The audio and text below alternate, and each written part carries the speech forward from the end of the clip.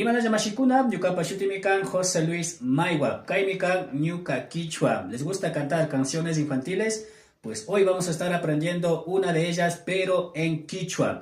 La canción se llama Sacando una manito. En comentarios voy a dejar la canción en español para que puedan escuchar la entonación y en descripción vamos a dejar la letra. Así que estén pendientes y vamos a cantarlo en este momento. Como decíamos, la canción se llama Sacando una manito. Para ello, pues vamos a poner las manos hacia atrás. Es muy sencillo, es muy cortita la canción.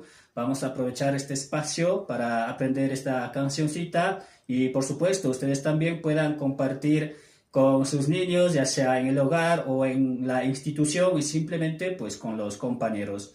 Vamos, esta canción se llama Sacando una manito versión Quichua. A la una, a las dos y a las tres.